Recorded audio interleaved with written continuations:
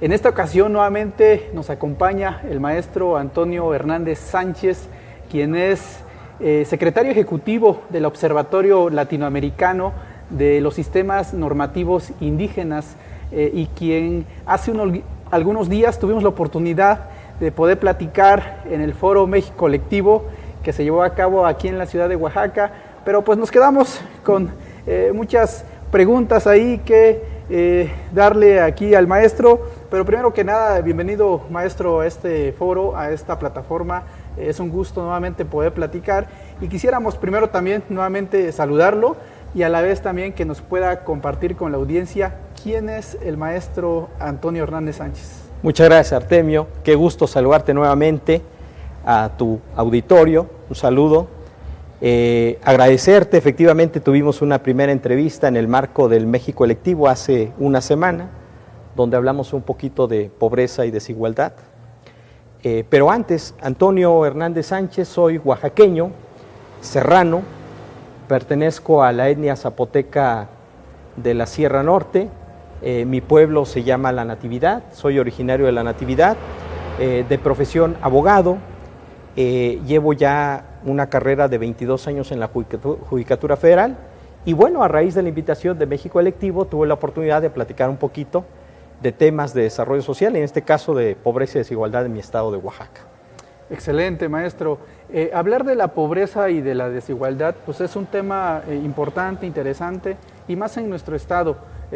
Como especialista en el tema de derecho de los pueblos y comunidades indígenas y todo su procedimiento en el quehacer de la organización comunitaria, pues sí, Oaxaca es un estado inmensamente rico, pero a la vez, desafortunadamente, como estado, ¿no? Según los indicadores que manejan las instituciones como el Coneval, la misma pues Secretaría que anteriormente era la de Desarrollo Social y que ahora es la Secretaría de Bienestar, pues manejan indicadores que pues nos ponen casi en los últimos lugares. La pregunta sería, maestro, ¿cuáles han sido las causas? ¿Por qué el hecho de tener a nuestro estado en esta situación? Mire, Oaxaca efectivamente en materia de pobreza y desigualdad es un estado, digo yo, de contrastes y hasta contradicciones. Yo sostengo que Oaxaca es un estado inmensamente mayor a la pobreza y a la desigualdad que enfrenta. Oaxaca es un crisol de cultura y tradición. Hoy mismo los oaxaqueños estamos viviendo las fiestas de la Guelaguetza, que es un evento donde se representa la cultura y tradición del pueblo de Oaxaca, invaluable en sus fiestas de la Guelaguetza. Oaxaca es cuna de dos grandes civilizaciones, el centro político y religioso en Monte Albán y los mixtecos que trataron de unificar a sus pueblos en Mitla, por citar.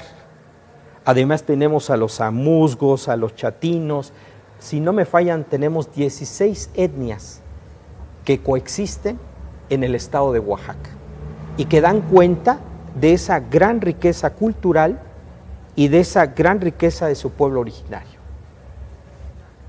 Oaxaca fue punto nodal durante 300 años en la colonia y de ello dan cuenta sus grandes edificaciones, sus templos con mucha arte y significado. Oaxaca es un estado que tiene valles, que tiene costas, que tiene cuencas. Hoy mismo está aperturándose un proyecto muy importante y que ojalá y detone para bien del estado de Oaxaca, empleos, empresas, que estoy hablando del proyecto transísmico. Es decir, Oaxaca, su gente. Oaxaca tiene, antes de la colonia, en la independencia, en la revolución, grandes personajes. Desde Guanacata, en el Istmo, una mujer adelantada a sus tiempos en la defensa de los derechos humanos de las mujeres. Personajes como Benito Juárez, Porfirio Díaz. Tiene grandes mujeres y grandes hombres el estado de Oaxaca. Es inmensamente rico. Recursos naturales, recursos maderales. Yo provengo de una comunidad indígena en donde hay una mina de oro y plata desde que tengo uso de razón. Pero si nos ponemos a investigar tantito, yo recuerdo que en 1872 ya hay un registro en Oaxaca en donde da cuenta de 38 minas de oro y plata. Bueno, en mi pueblo, desde 1875 se explota el oro, la plata, el cobre y otros minerales.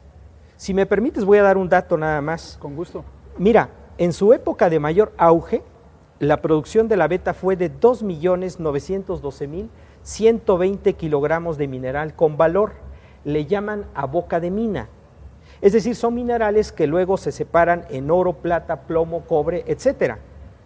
Otro dato, en 1932 la mina produjo 595 kilogramos de oro, 3.285 kilogramos de plata, 60.246 kilogramos de plomo y 18.039 kilogramos de cobre.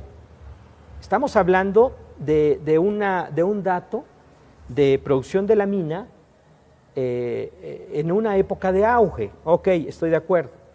Pero yo les decía en la conferencia, el día que gusten los invito, vamos a mi pueblo, queda muy cerca de aquí, a hora y media, menos de 60 kilómetros. ¿Y qué creen? La mina sigue produciendo o explotando oro y plata. Aquí vale una pregunta pertinente. Bueno, ¿qué pasa entonces en Oaxaca? Porque ahí viene el contraste. ¿Cuál es el contraste, mi querido? El contraste es que la región sur-sureste del país, y en particular Oaxaca, históricamente ha detentado altas cifras en pobreza y desigualdad. Por citar un dato del Coneval, en lo que va del sexenio de 2018 al 2020, la cantidad de pobres en México tristemente ha aumentado. Hay un aumento de 3.8 millones de pobres. Y hay un aumento de 2.1 millones de personas en extrema pobreza. Es decir, casi 6 millones de nuevos pobres y personas en extrema pobreza en México. Esos son los contrastes, ¿no? Esos son los contrastes. Dicen, bueno, ¿qué pasa? ¿Qué sucede? ¿Por qué siendo un estado tan rico en tradición, en cultura, edificaciones, en recursos naturales, en la calidad de su gente, en bienes materiales, maderables, minerales, ¿por qué estamos como estamos? No somos pobres, nos han empobrecido, es lo que ha pasado, tristemente, en el sur-sureste y particularmente en Oaxaca. Excelente, maestro. En sí, usted comenta de que hay un contraste, porque teniendo tanta riqueza y estos indicadores parece que pasan los años y se van como empeorando, podríamos decir, ¿no? Pero, ¿cuáles en sí son las causas? O sea, ¿por qué pasa el tiempo y hay más pobres? Mira, yo te decía cuando teníamos la entrevista que iba yo con sentidos encontrados. Yo soy de profesión abogado y me dedico a la judicatura, pero me gusta también la cultura, el arte, me gusta advertir los problemas sociales que hay en torno a mi estado, al país. Y por eso participé en México Electivo, ¿no? Un espacio plural, apartidista, de análisis, de debate, y por qué no, de proponer nuevas alternativas para una nueva visión del país que queremos, ¿no? Y no es que queramos inventar el hilo negro. ¿Qué hace falta? Vamos a repetir lo mismo de siempre. Políticas públicas de largo aliento. Que los recursos que existen, porque sí los hay, es increíble. Yo cuando me preparaba para la ponencia, veo que a nivel nacional el gobierno federal tiene cerca de 400 programas, 273 programas nacionales para abatir la pobreza y la desigualdad en México.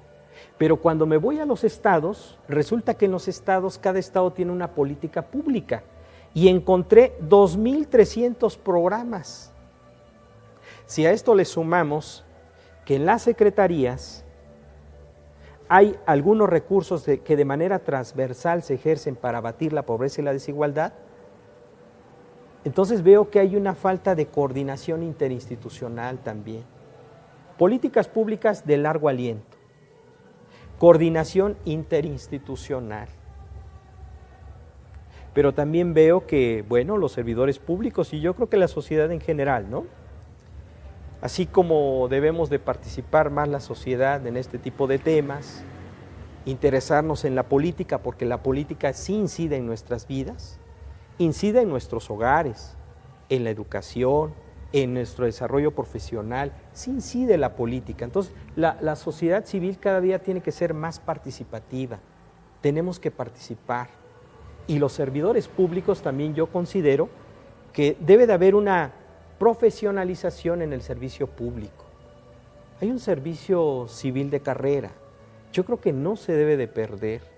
Eso nos permite tener servidores públicos capacitados. Pero ¿qué necesitan también esos servidores públicos? Buenos diagnósticos. Si yo tengo buenos diagnósticos, puedo atender un tema.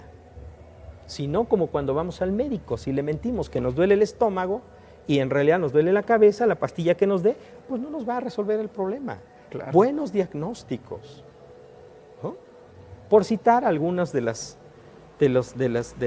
mejoras que podemos hacer, ¿no? Y que está en nosotros. Muy bien.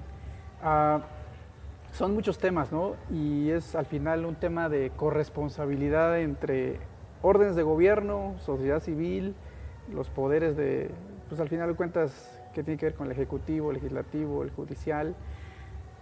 Pero, ¿qué se tendría que hacer para poder como ir, ¿no?, transitando hacia algo mucho mayor positivo? Sabemos de que, como bien dice, el tema de la riqueza cultural, pues es un tema al final de valor que no tiene un valor como tal, ¿no? O sea, es intangible, ¿no? Y creo que ahí a lo mejor nosotros estaríamos en los primeros lugares, ¿no?, por toda esa riqueza que tenemos, ¿no?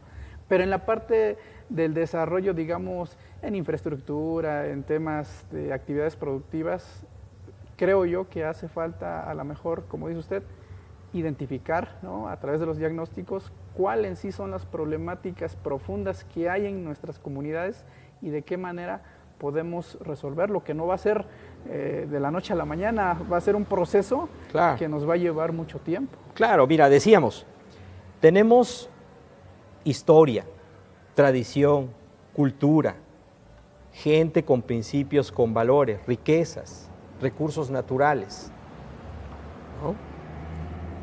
El problema yo creo que ha sido es que ha habido, perdón, pero hay una mala administración de la riqueza. No hay una distribución equitativa de la riqueza. Es decir, unos pocos poseen la riqueza y no hay una repartición equitativa.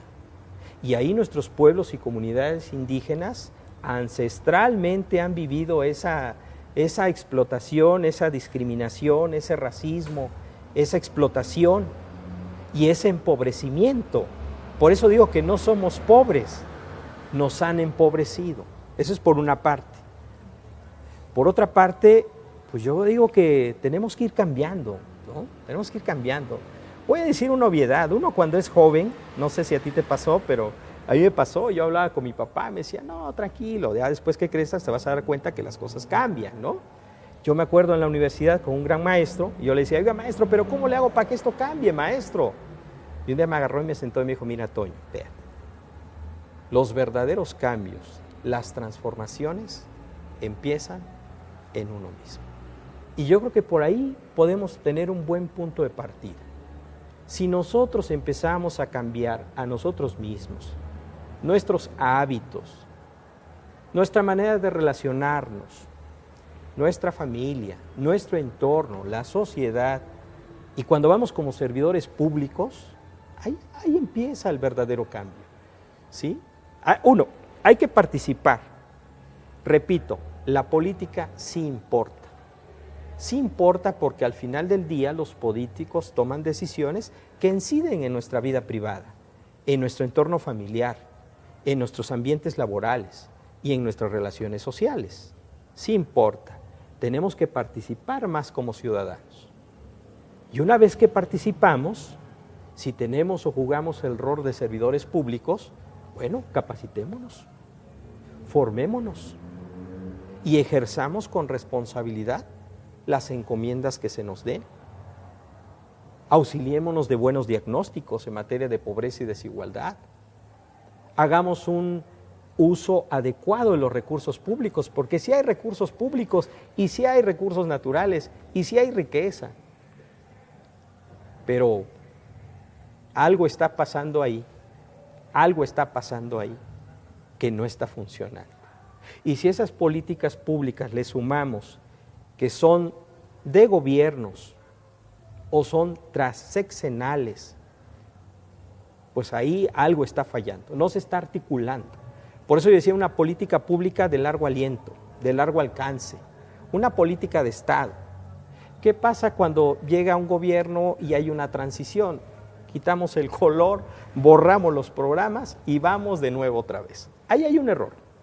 Ahí necesitamos una política de largo aliento, de Estado, que independientemente del partido que gobierne o del color que esté en el cargo, sí, el tema de pobreza se tiene que atender y se tiene que abatir, independientemente del partido o del servidor público que esté a cargo, sino que ese cargo se ejerza con responsabilidad y con vocación y con servicio.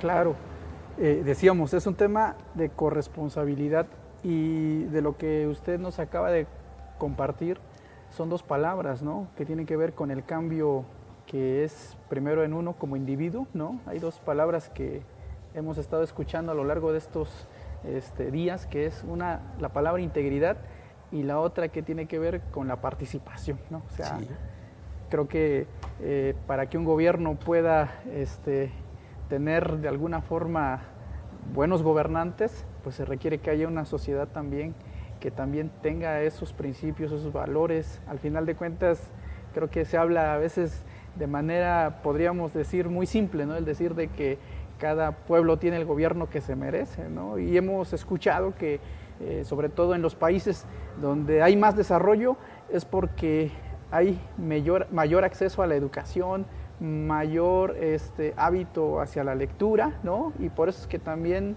los países, los pueblos crecen y seguramente que es lo que nos falta en México, en Oaxaca, que cada ciudadano, que cada ciudadana se haga responsable también, que el cambio, como dicen, está en nosotros, ¿no? Cambio yo, cambia nuestro entorno. Partícipe y copartícipe. Claro, claro. Yo sostengo también que hoy el quehacer político, la política y los políticos tienen ante sí, y con agrado lo veo, a la participación ciudadana. Pero es cuestión y es momento que también la ciudadanía participe. Al final del día todo ello incide en nuestras vidas. Entonces ahí hay una corresponsabilidad. Entonces, mayor participación para que también cuando veamos mermados nuestros derechos, mermados nuestros servicios, pues también tengamos el derecho de poder en un momento dado exigir el cumplimiento de los mismos. ¿Sí me explico? Hay Excelente. Una corresponsabilidad ahí. Claro, claro, claro. Sí, pues de todos estos temas que estamos abordando, por la experiencia, por la trayectoria, por el conocimiento que usted tiene en todo este trabajo que tiene que ver con la pobreza, con la desigualdad, ¿qué otras propuestas se pudieran implementar, maestro, para que esto pues vaya caminando hacia adelante? Me encantaría tener la varita. Dicen que desde que el hombre habitó el planeta, estamos hablando de más de 9,000 años, desde que el hombre habita el planeta, y dice uno de los grandes problemas ha sido combatir el hambre en ese entonces, ¿no? Y hoy,